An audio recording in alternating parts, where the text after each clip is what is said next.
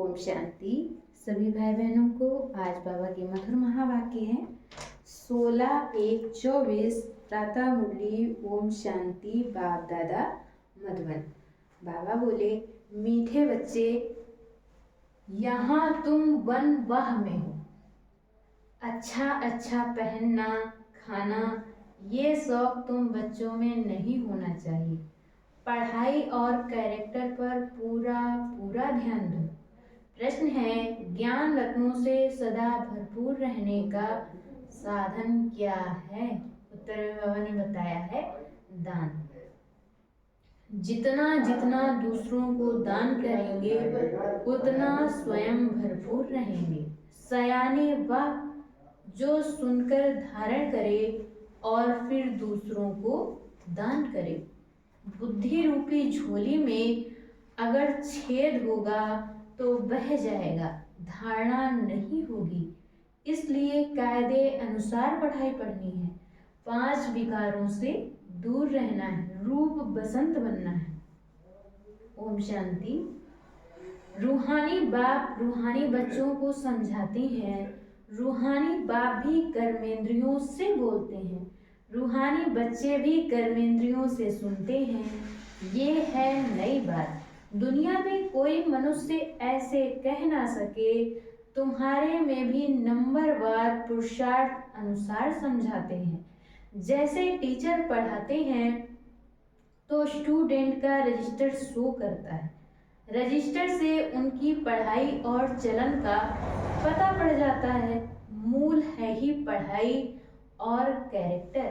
ये है ईश्वरी पढ़ाई जो कोई पढ़ा ना सके। रचता और रचना के आदि मध्य अंत की सृष्टि चक्र की नॉलेज है। ये कोई भी मनुष्य सारी दुनिया में नहीं जानते। ऋषि मुनि जो इतने पढ़े लिखे अथॉरिटी हैं, वह प्राचीन ऋषि मुनि खुद कहते थे कि हम रचता और रचना को नहीं जानते। बाप ने ही आकर पहचान दी है। गाया भी जाता है, ये है कांटों का जंगल। जंगल को आग जरूर लगती है, फूलों के बगीचे को कभी आग नहीं लगती, क्योंकि जंगल सारा सूखा हुआ है, बगीचा हरा होता है। हरे बगीचे को आग नहीं लगती, सूखे को आग झट लग जाती है। ये है बेहद का जंगल, इनको भी आग लगी थी, बगीचा भी स्थापन हुआ था। तुम्हारा बगीचा अब गुप्त स्थापन हो रहा है। तुम जानते हो हम बगीचे के फूल खुशबूदार देवता बन रहे हैं। उनका नाम है ही स्वर्ग। अब स्वर्ग स्थापन हो रहा है। वंडर है। तुम कितना भी लोगों को समझाते हो, परंतु किसकी बुद्धि में बैठता नहीं है। जो इस धर्म के नहीं होंगे उनकी बुद्धि में बैठेगा भी नहीं। एक कान से सुनेंगे, दूसरे से निकाल देंगे।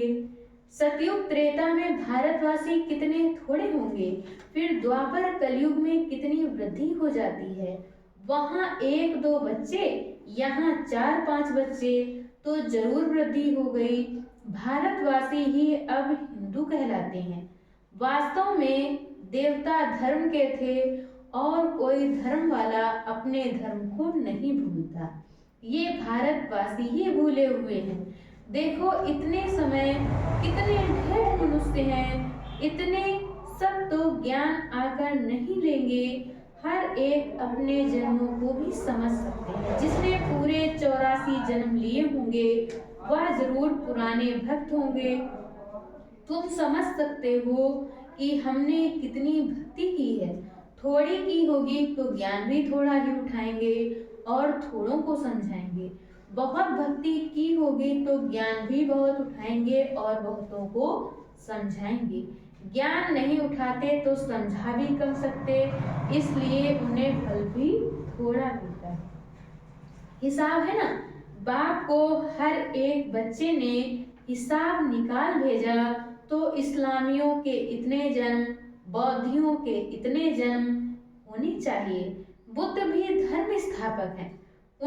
पहले कोई बुद्ध धर्म का था नहीं। बुद्ध की सोल ने प्रवेश किया।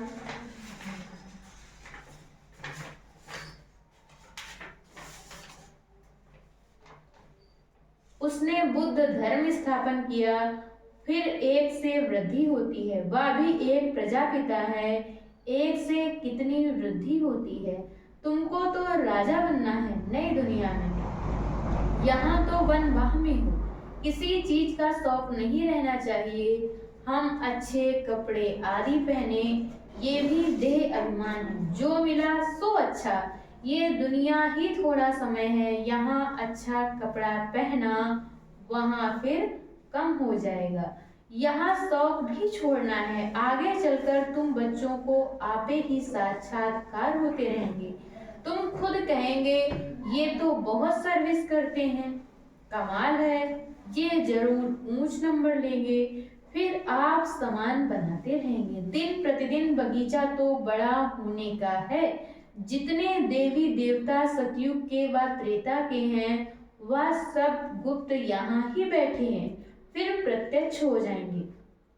अभी तुम गुप्त पद पा रहे हो। तुम जानते हो हम पढ़ रहे हैं मृत्यु लोक में, पद अमर लोक में पाएंगे। ऐसी पढ़ाई कभी देखी? ये वंडर है। पढ़ना पुरानी दुनिया में, पद पाना नई दुनिया में। पढ़ाने वाला भी वही है जो अमर लोक की स्थापना और मृत्यु लोक का विनाश कराने वाला है। तुम्हारा यह पुरुषोत्तम संगम युग बहुत छोटा है। इनमें ही बाप आते हैं पढ़ाने के लिए। आने से ही पढ़ाई शुरू हो जाती है। तब बाप कहते हैं लिखो, शिव जयंती सो गीता जयंती। इनको मनुष्य नहीं जानते, उन्होंने श्री कृष्ण का नाम रख दिया है। अब यह भूल जब कोई समझे। कितने बड़े बड़े आदमी म्यूजियम में आते हैं, ऐसे नहीं कि वह बाप को जानते हैं, कुछ नहीं। इसलिए बाबा कहते हैं फॉर्म भराओ तो पता लगे कि कुछ सीखा है। बाकी यहाँ आकर क्या करेंगे? जैसे साधु संत महात्मा के पास जाते हैं, यहाँ वह बात नहीं। इनका तो वही साधारण रूप है। ड्रेस में भी कुछ फर्क नहीं, इसलिए कोई समझ नहीं सकते हैं। समझते हैं या तो जौहरी था, पहले था विनाशी रत्नों का जौहरी, अभी बने हैं अविनाशी रत्नों का जौहरी। तुम सौदा भी बेहद के बाप से करते हो, जो बड़ा सौदागर, जादूगर, रत्नागर है। तो हर एक अपने को समझे कि हम रूप बसंत हैं। हमारे अंदर ज्ञान रत्न लाखों रुपए के हैं। इन ज्ञान रत्नों से तुम पारस बुद्धि बन जाते हो। ये भी समझने की बात है। कोई अच्छे सयाने हैं जो इन बातों को धारण करते हैं। अगर धारणा नहीं होती तो कोई काम के नहीं है।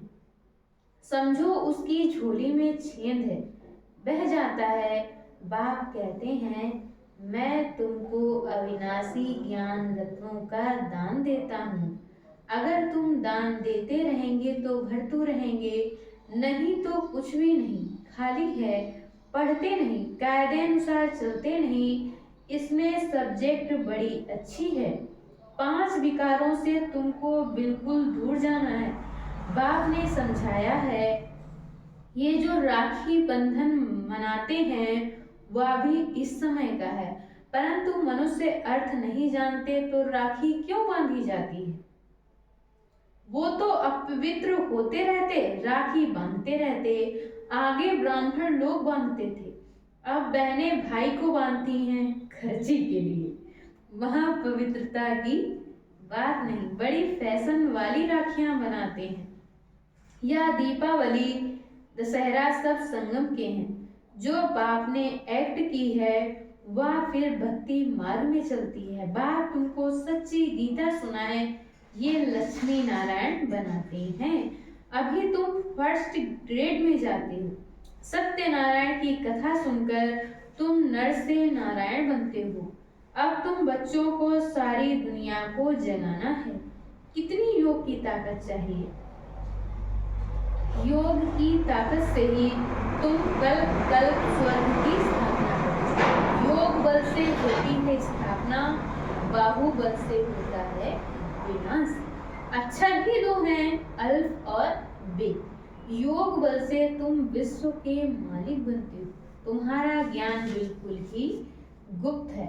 तुम जो सतो प्रधान थे वह अब तमो प्रधान बने हो, फिर सतो प्रधान बनना है। हर एक चीज नई से पुरानी जरूर होती है। नई दुनिया में क्या नहीं होगा, पुरानी दुनिया में तो कुछ भी नहीं है। जैसे खोका, कहाँ भारत स्वर्ग था, कहाँ भारत अब नरक है। रात दिन का फर्क है। रावण का बुत बनाकर जलाते हैं परंतु अर्थ नहीं जानते। तुम अब समझते हो कि यह क्या क्या कर रहे हैं। तुम्हारे में भी कल अज्ञान था, आज ज्ञान है। कल नर्क में थे, आज स्वर्ग में जा रहे हो। रियल ऐसे नहीं जैसे दुनिया वाले लोग कहते हैं स्वर्गवासी हुआ। तुम अब स्वर्ग में जाएंगे तो फिर नर्क होगा ही नहीं। कितनी समझने की बात है भी सेकंड की बात। बाप को याद करो तो विकर्म विनाश होंगे। ये सबको बताते रहो। बोलो तुम इन लक्ष्मी नारायण जैसे थे, फिर 84 जन्म लेकर ये बने हो। सतो प्रधान से तमो प्रधान बने हो, फिर सतो प्रधान बनना है। आत्मा तो विनाश नहीं होती, बाकी उनको तमो प्रधान से सतो प्रधान फिर बनना ही पड़े। बाबा किस्म किस्म से समझाते रहते हैं। मेरी बैटरी कभी पुरानी होती नहीं। बाबा सिर्फ कहते हैं अपने को बिंदु आत्मा समझो। कहते हैं इनकी आत्मा निकल गई तो आत्मा संस्कारों अनुसार एक शरीर छोड़ दूसरा लेती है। अब आत्माओं का घर जाना है, ये भी ड्रामा है। सृष्टि चक्र रिपीट होता ही रहता है। पिछाड़ी में हिसाब निकाल। कहते हैं दुनिया में इतने मनुष्य हैं, ऐसे क्यों नहीं कहते इतनी आत्माएं हैं। बाप कहते हैं बच्चे मुझे कितना भूल गए हैं, फिर सबका मुझे ही कल्याण करना है। तब तो बाप को पुकारते हैं। तुम बाप को भूल जाते हो। बाप बच्चों को नहीं भूलते। बाप आते हैं पतितों को पावन बनाने। ये है गौमुख, बाकी बैल आदि की बात नहीं। ये भाग्यशाली रथ है। बाबा तुम बच्चों को कहते हैं शिव बाबा हमको श्रृंगारते हैं, यह पक्का याद रहे। शिव बाबा को याद करने से बहुत फायदा है।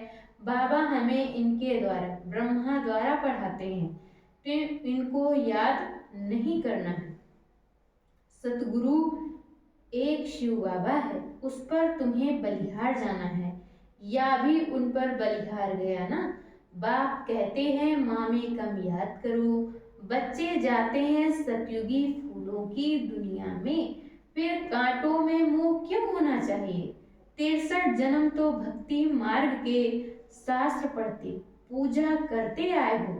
तुमने पूजा भी पहले शिव बाबा की है, तब तो सोमनाथ का मंदिर बनाया है। मंदिर तो सभी राजाओं के घर में थे। कितने हीरे जवाहर थे, पीछे आकर चढ़ाई की। एक मंदिर में कितना सोना आदि ले गए। ऐसे तुम धनवान विश्व के मालिक बनते हो।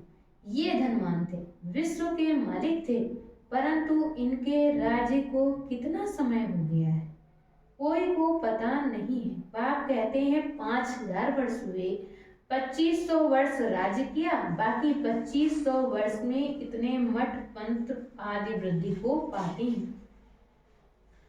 तुम बच्चों को बहुत खुशी होनी चाहिए कि हमको बेहद का बाप पढ़ाते हैं, अतः मिल्कियत मिलती है। दिखाते हैं सागर से देवता निकले, रत्नों की थालियां भरकर आए। अब तुमको ज्ञान रत्नों की थालियां भर भर कर मिलती हैं। बाप तो ज्ञान का सागर है, कोई अच्छी रीति थाली भरते हैं, कोई की बह जाती है। जो अच्छी रीति पढ़ेंगे पढ़ाएंगे वह जरूर अच्छा धनवान बनेंगे। राजधानी स्थापन हो रही है। ये ड्रामा में नूंद है। जो अच्छी रीति पढ़ते हैं उनको ही स्कॉलरशिप मिलती है। ये है ईश्वरी स्कॉलरशिप अविनाशी। वह है विनाशी। सीढ़ी बड़ी वंडरफुल है। 84 जन्मों की कहानी है ना। बाप कहते हैं सीढ़ी की इतनी बड़ी ट्रांसलाइट बनाओ जो दूर से बिल्कुल साफ दिखाई दे। मनुष्य देखकर वंडर खाएंगे। फिर तुम्हारा नाम भी बाला होता जाएगा। अभी जो फेरी पहनकर चक्र लगाकर जाते हैं वह पिछाड़ी में आएंगे। 2-4 बार फेरी पहनी, तकदीर में होगा तो जम जाएंगे। समा तो एक ही है, कहाँ जाएंगे। बच्चों को बहुत मीठा बनना है। मीठा तब बनेंगे जब योग में रहेंगे। योग से ही कशिश होगी। जब तक कट जंक नहीं निकली होगी तो किसको कशिश भी नहीं होगी। यह सीढ़ी का राज सब आत्माओं को बताना है। धीरे धीरे नंबरवार सब जानते जाएंगे। ये है ड्रामा। वर्ल्ड की हिस्ट्री ज्योग्राफी रिपीट होती रहती है। जिसने ये समझाया उसको याद करना चाहिए। बाप को ओमनी प्रेजेंट कहा जाता है, लेकिन वहाँ तो ओमनी प्रेजेंट है माया। यहाँ है बाप क्योंकि सेकंड में आ जाता है। तुमको समझना चाहिए कि बाप इसमें बैठा ही है। करण करावनहार है ना। करता भी है, कराता भी है। बच्चों को डायरेक्शन देते हैं, खुद भी करते रहते हैं। क्या कर सकते हैं, क्या नहीं कर सकते हैं, इस शरीर में वह हिसाब करो। बाबा खाते नहीं, वासना लेते हैं। अच्छा, मीठे मीठे सिकिलधे बच्चों प्रति माता पिता बाप दादा का याद प्यार और गुड मॉर्निंग। रूहानी बाप की रूहानी बच्चों को नमस्ते। हम रूहानी बच्चों की तरफ से रूहानी माता पिता बाप दादा को याद प्यार नमस्ते। ओम शांति। शुक्रिया बाबा, शुक्रिया। धारणा के लिए मुख्य सार है। पहला, रूप बसंत बन अपनी बुद्धि रूपी झोली अविनाशी ज्ञान रत्नों से सदा भरपूर रखनी है। बुद्धि रूपी झोली में कोई छेद ना हो। ज्ञान रतन धारण कर दूसरों को दान करना है। दूसरे पॉइंट में बाबा ने बताया है स्कॉलरशिप लेने के लिए पढ़ाई अच्छी तरह पढ़नी है। पूरा वनवाह में रहना है। किसी भी प्रकार का शौक नहीं रखना है। खुशबूदार फूल बनकर दूसरों को बनाना है। और आज बाबा ने वरदान दिया है बातों रूपी बादलों को देख घबराने के बजाय सेकंड में क्रॉस करने वाले सिद्धि स्वरूप भव। कई बच्चे शास्त्रवादियों की तरह बात बनाने में बहुत होशियार हैं। ऐसी बातें बनाते जो सुनते ही बाप को भी हंसी आ जाती है, लेकिन दूसरे प्रभावित हो जाते हैं। ये अनेक प्रकार की व्यर्थ बातें व्यर्थ रजिस्टर का रोल बनाती रहती हैं। इसलिए इससे तीव्र उड़ान भरो, इनोसेंट बनो। बाप को देखो, बातों को नहीं। ये बातें ही बादल हैं। इन्हें सेकंड में क्रॉस करने की विधि से सिद्धि स्वरूप बनो। स्लोगन है किसी भी बात में क्वेश्चन मार्क उठाना अर्थात व्यर्थ का खाता प्रारंभ होना। किसी भी बात में क्वेश्चन मार्क उठाना अर्थात व्यर्थ का खाता प्रारंभ होना। अच्छा, ओम शांति।